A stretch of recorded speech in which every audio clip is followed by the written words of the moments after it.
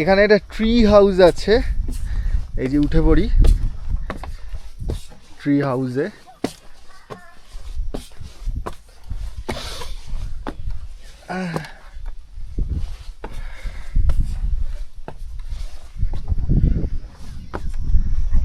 এই যে tree house,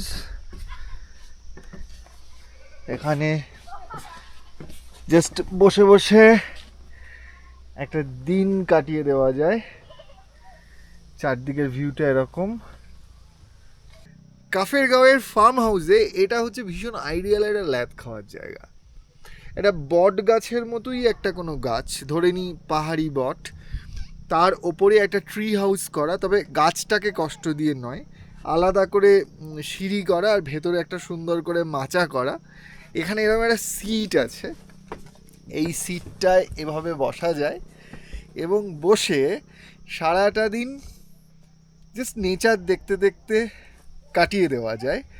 আর উল্টো দিকে এই যে দেখা যাচ্ছে কাঞ্চনজঙ্ঘা, কাঞ্চনজঙ্ঘার ভিউ এখান থেকে অনেকটা এরকম, যদিও অ্যাকশন ক্যামেরা বলে বোঝা যাচ্ছে না। আর চারপাশটা হচ্ছে এরকম,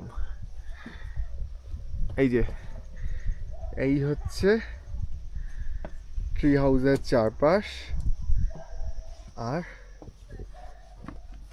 এটা হচ্ছে আমার বসার জায়গা।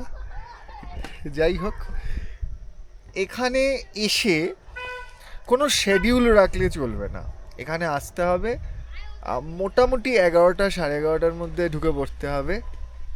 খাওয়া দাওয়া ভীষণ ভালো, কোনো কাজ রাখলে হবে না, সাইট সিন ফিন গুলি মারুন, জাস্ট সারাদিন বসে ল্যাদ খান।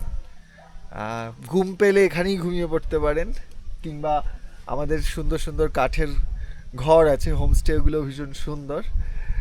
আর চারিদিকে প্রচুর হাওয়া, সবুজ ভ্যালি, সবুজ পাহাড়, বিভিন্ন রকমের ফুল, ফার্ম হাউসের বিভিন্ন রকমের টাটকা শাকসবজি দিয়ে ভাত, ডাল এবং অনেক রকমের পদ। বেশ বেশ ভালো লাগছে, এবং যেটা খুব বাস্তব সেটা হচ্ছে কলকাতায় ফিরতে ইচ্ছে করছে না।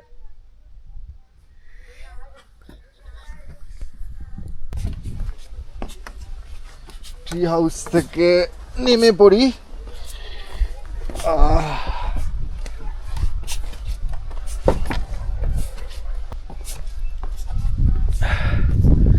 একটু এগিয়ে যাই কাঞ্চনজঙ্ঘার দিকে। আমি এগোচ্ছি আর ও পিছোচ্ছে, না না এরকম নয়,